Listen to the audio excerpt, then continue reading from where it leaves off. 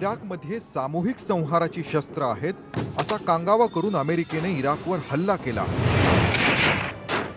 आणि सद्दाम हुसेन यांची सत्ता उलथवून लावली।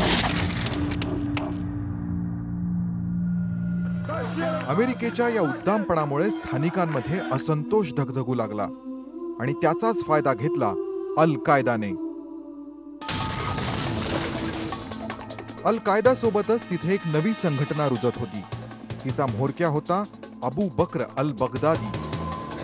इन अल्लाह कवियुन अजीज व मुजालदती अअदाइल्लाह व वफ़क़हुम। आणि ही संघटना होती Islamic state of Iraq and Syria.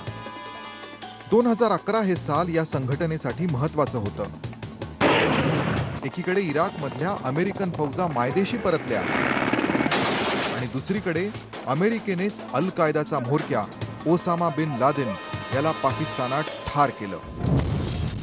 ज्या वेळेला अमेरिकेने इराकमधनं आपल्या फौजा काढून घेतल्या आणि त्यानंतर इराकमध्ये जी मोठ्या प्रमाणावरती पोकळी निर्माण झाली, सामरिक पोकळी निर्माण झाली, ही सामरिक पोकळी इस्लामिक स्टेटने भरून काढण्याचा प्रयत्न केला। एवढंच नाही तर त्यांनी इराक आणि सीरिया यांचा जवळपास बराच मोठा भाग हा कॅप्चर करून आता तिथं त्यांनी आपलं साम्राज्य हे प्रस्थापित केलेलं आहे। 2011-12 मध्ये जेव्हा ओसामा बिन लादेन मारले गेले, that was where the actual change took place. Osama bin लादेनच्या मारले गेल्यानंतर अल कायदामध्ये एक टॉप लेवलचा व्हॅक्यूम तयार झाला लीडरशिपबद्दल। ज्यांना जास्त अग्रेसिव्ह, जास्त मिलिटन्सी होते असा ग्रुप बाहेर पडला आणि त्यातले काही लोक आहेत जसे अबू बकर बगदादी जे आता नेते आहेत IS चे।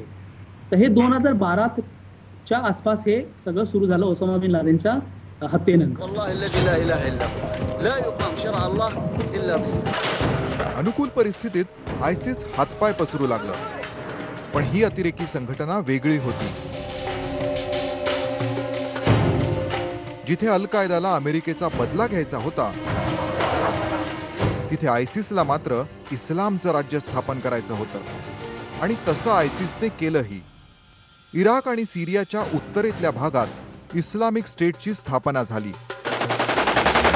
अबू बकर अल बगदादी या आयसिसच्या म्होरक्याने स्वतःला खलीफा घोषित केलं। वइन अरदतुम मौऊद अल्लाह फजाहिदू फी सबीलिल्लाह। खलीफा हा मुस्लिमांचा धार्मिक आणि राज्यकारभाराचा प्रमुख असतो।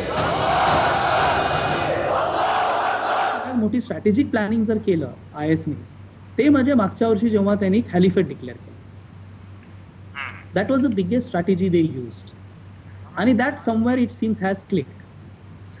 कारण जगामध्ये बरेचसे फ्रस्ट्रेटेड यंग मुस्लिम युथ्स आहेत ज्यांना हा एक प्रकारचा जो खॅलिफेट जो आहे हा एक आकर्षक त्यांना असं वाटतं to go and join that and to stay in a caliphate. आणि हे सुरुवात झालं, हे सुरू व्हायला आणि that was the biggest political strategy, ज्याच्यामुळे त्यांना आज फक्त इराकी किंवा सिरियनच युथ नव्हे तर फॉरेनर्स देखील त्यांना जॉईन होत आहेत।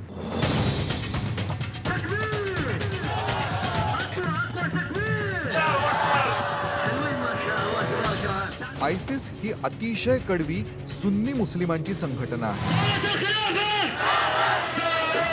त्यांना आधी पश्चिम आशियात एकछत्री सुन्नी खिलाफतचं राज्य आणायचंय। त्यानंतर पूर्ण जगाला पादाक्रांत करण्याचा त्यांचा मनसुबा आहे।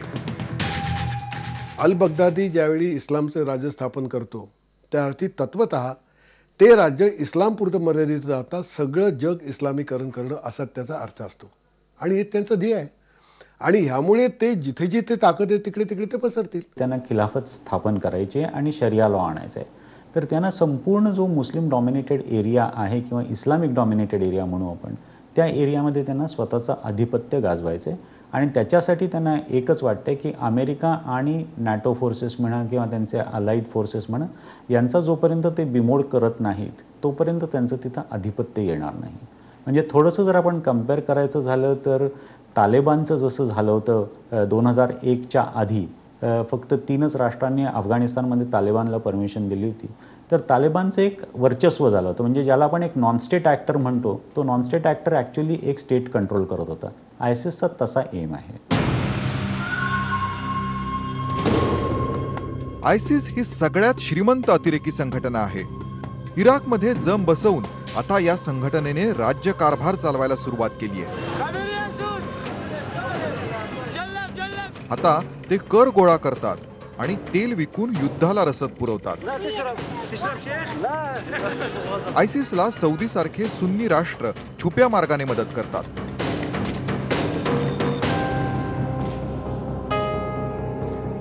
एवढंच नाही तर पुरातन मूर्ती स्मगल करून आतापर्यंत त्यांनी अब्जावधी डॉलर्स गोळा केले.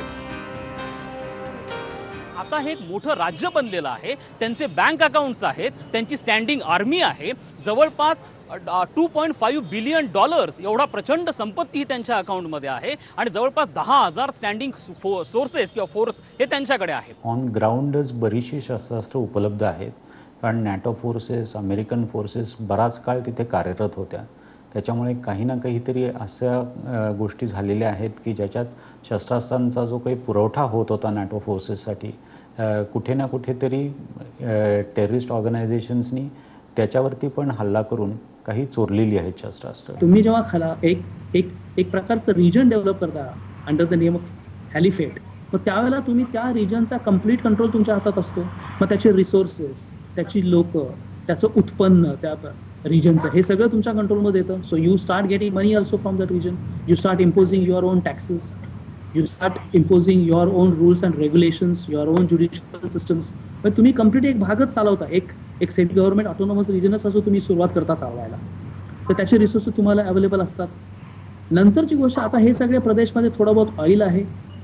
आता त्या ज्या रिजनमध्ये आयएसचा कंट्रोल आहे त्या रिजनचं ऑइल हे त्यांच्या कंट्रोलमध्ये आलेलं आहे. मग ते ऑइल ते स्मगलिंग थ्रू विकतात, मग त्याच्यातून तुम्हाला उत्पन्न आणि पैसे मिळतात.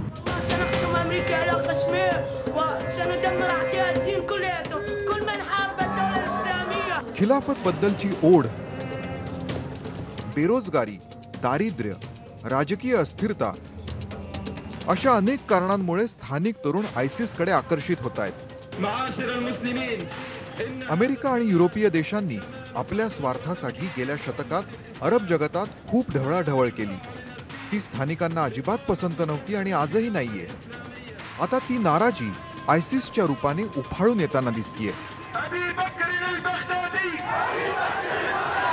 अल कायदा असेल किंवा इस्लामिक स्टेट असेल, या दोघांच्याही प्रसारामध्ये अमेरिकेचा इंटरव्हेन्शन, हस्तक्षेप पश्चिम आशियामधला अतिशय महत्त्वाचा आहे. हे आपण लक्षात घेतलं पाहिजे आहे की अमेरिकेच्या इंटरफेरन्स नंतर अतिशय स्ट्रॉंग रिॲक्शन्स या पश्चिम आशियामधनं आल्या होत्या आणि त्यांचं रिप्रेझेंटेशन करण्यासाठी अल कायदा पुढे आली, त्यांचं रिप्रेझेंटेशन करण्यासाठी इस्लामिक स्टेट पुढे आली. परंतु या ठिकाणी एक अतिशय मजेशीर बाब अशी आहे की ज्या वेळेला अमेरिकेचा प्रभाव हा पश्चिम आशियामधनं कमी झाला, त्यावेळेला इस्लामिक स्टेटचा प्रभाव तिथं वाढायला लागला आणि आता इस्लामिक स्टेटचा प्रभाव तिथं वाढत असल्यामुळे अमेरिकेला पुन्हा एकदा इंटरव्हेन्शन हे आता मिडल ईस्टमध्ये करावं लागलेलं आहे. त्यामुळे इस्लामिक स्टेटने आपला प्राईम एनिमी म्हणून अमेरिकेला सध्या पोच केलेला आहे.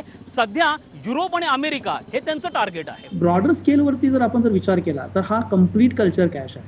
मी नेहमी त्याला कल्चर क्लॅश असं म्हणतो. हा क्लॅश आहे between the western ideology and eastern ideology propagated by Islam.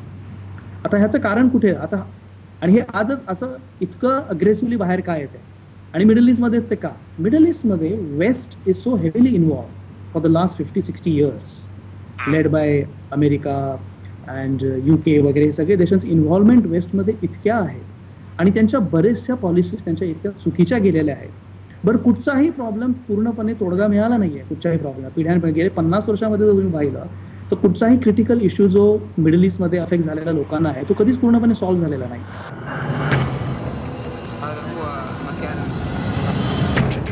Islamic स्टेटचं राज्य असलेल्या भागात सतत युद्ध सदृश परिस्थिती असते. सद्दाम हुसेन यांच्या काळात सेक्युलर आणि पुरोगामी असलेल्या इराकमध्ये आता महिलांवर कडक निर्बंध लादण्यात आले.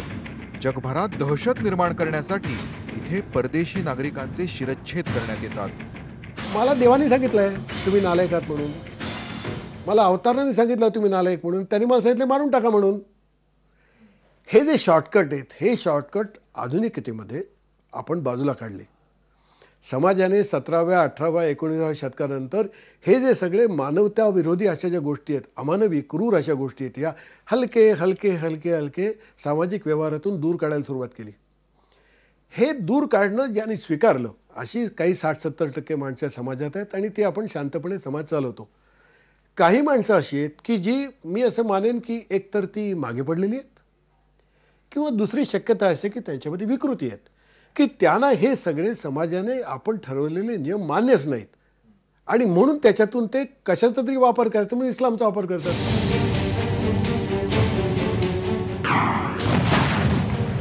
जे प्रश्न आज पश्चिम आशियात आहेत ते जगात इतर ठिकाणीही आहेत. मग मुस्लिम राष्ट्रांमध्येच मूलतत्ववाद्यांची समस्या एवढी का बोकाळली आहे? ख्रिश्चॅनिटी पहिल्या 3 शतकामध्ये जी होती, 4 शतकामध्ये होती, ती आज नाही. हिंदू धर्मात सुद्धा शैव, वैष्णव आणि हे सगळी माणसं जे उद्योग करत होती 6व्या 7व्या शतकामध्ये किंवा त्याच्या आधी, तसे उद्योग ती आज करत नाहीत. याचा अर्थ काय झाला की धर्म काही जरी असलं तरी माणूस स्वतःला काळानुसार बदलत गेला. हे बदलणे जे आहे हे बदलणं इस्लाममध्ये आज कमी आहे. काही ग्रुप्सच्या व्हायलन्स, अतिशय व्हायलन्स मीडियम्समुळे, स्ट्रॅटेजीजमुळे त्यांचे आवाज, लिबरल व्हॉइसेस जे आहेत ते दाबले जातात. There have been very big scholars, writers, leaders who often talk about how we need to evolve, how things need to be done differently. 20व्या-21व्या शतकाप्रमाणे कसं तुम्हाला बदलावं लागेल का, how there can be changes brought in without really going outside the book. America आणि इतर अनेक राष्ट्रांच्या फौजांना धूळ चारत इस्लामिक स्टेटचा झपाट्याने विस्तार होतोय. इतर अतिरेकी संघटना लपून छपून हल्ले करतात, पण आयसिस थेट युद्धाचं आव्हान स्वीकारतं. इराक आणि सिरियाच्या बाहेर आता इस्लामिक स्टेटने फ्रँचायझी नेमले. उत्तर आफ्रिकेतल्या नायजेरियात बोकाळलेल्या बोको हराम या संघटनेची आयसिसशी युती आहे. लिबियामध्ये पाळंमुळं रोवल्यानंतर आता आयसिसने तुलनेने उदार असलेल्या इजिप्तवरही हल्ले सुरू केलेत. आयसिसच्या युद्धात सहभागी होण्यासाठी युरोपापासून अफगाणिस्तानपर्यंतचे तरुण वेड्यासारखे धावून जात आहेत. महासत्तांच्या राजकारणात आणि तेलाच्या अर्थकारणात आपला वापर होतोय हे या धर्मवेड्या तरुणांच्या ध्यानीमनीही नाहीये.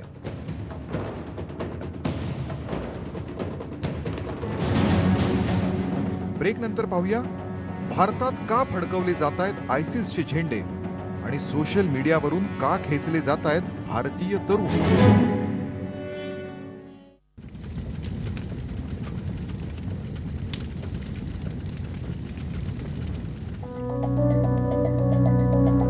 अबू बक्र अल बगदादी 1971 साली इराकमध्ये जन्मलेला 43 वर्षांचा स्वयंघोषित खलिफा. आयसिस ही जगातली सगळ्यात मोठी अतिरेकी संघटना चालवणाऱ्या या माणसाने इस्लामिक स्टडीजमध्ये PhD केलंय. त्याला 2 बायका आणि 1 मुलगा आहे. त्याचं स्वप्न आहे संपूर्ण जगात सुन्नी खिलाफत आणण्याचं. त्याच्या आयसिस या संघटनेने आपले मनसुबे व्यक्त करणारे नकाशे नुकतेच प्रसिद्ध केले. 2019 पर्यंत संपूर्ण भारतावर राज्य करण्याची त्यांची योजना आहे. पण आपण त्यांना खरंच गांभीर्याने घेण्याची गरज आहे का? This threat is not on India's doorstep. पण ॲट द सेम टाइम भारताने कुठेही गाफील राहून चालणार नाही. ही उदाहरणं 1-2च आहेत, पण तरीसुद्धा आपण सिरियस व्हायला हवं या थ्रेट्सविषयी. कारण आपल्याला माहिती नाही की केव्हा कसा ते शिरकाव करू शकतील. आणि भारतातल्या काही रिजन्स अशा आहेत, काही एरियाज अशा आहेत की जिथे ते स्वतःचा शिरकाव करून सस्टेन करू शकतील. आणि त्यांच्याकडे पैसा आहे, तसंच मनुष्यबळ पण आहे.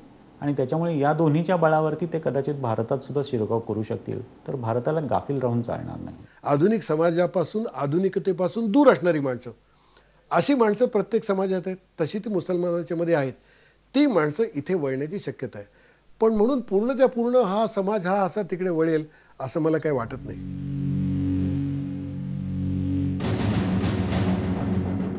भारताच्या शेजारी असलेल्या अफगाणिस्तानात पुन्हा भीतीदायक अस्थिरता आहे. अमेरिकन फौजा माघारी गेल्या आहेत. तालिबानचा म्होरक्या मुल्ला उमर मृत्युमुखी पडलाय. त्यामुळे तिथे आयसिसची वाढ व्हायला सुरुवात झाली आहे. भारतात काश्मीरमध्ये हल्ली वारंवार आयसिसचे झेंडे फडकावले जात आहेत. पण तो चिंतेचा विषय नाहीये असं जाणकारांचं मत आहे. काश्मीरमध्ये सुन्नी मुस्लिम जास्त नाही आहेत, काश्मीरमध्ये शिया मुस्लिम जास्त आहेत. आणि हे इक्वेशन जर आपण लक्षात घेतलं तर आपल्याला त्यांना तो झेंडा जो त्यांनी फडकवलेला आहे, एक प्रकारे आपलं तिथं जे लष्कर आहे किंवा आपलं शासन आहे यांच्यामध्ये एक प्रकारची भीती निर्माण करावी अशा स्वरूपाचं त्यांचं काम होतं. परंतु काश्मीरमध्ये इस्लामिक स्टेटचा प्रसार होऊ शकत नाही.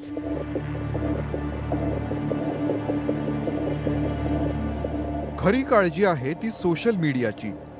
आयसिस ही 21व्या शतकातली अतिरेकी संघटना आहे आणि ती ऑनलाईन जिहाद करण्यासाठी जगभरात व्हर्च्युअल जिहादी तयार करते. आयसिस ही 21st सेंचुरीची टेररिस्ट ऑर्गनायझेशन आहे. सोशल मीडिया एक टेररिस्ट ऑर्गनायझेशन किती चांगल्या प्रकारे वापरू शकते हे आयसिस एक चांगलं उदाहरण आहे असं मी म्हणू शकेन. कारण बरंचसं त्यांचं जे इंडक्शन असतं किंवा लोकांवरती इम्प्रेशन्स ते जे टाकतात किंवा लोकांची माइंडसेट्स जे चेंज करतात त्यांनी सोशल मीडिया त्याच्यासाठी खूप मोठ्या प्रमाणावर वापरलेला आहे.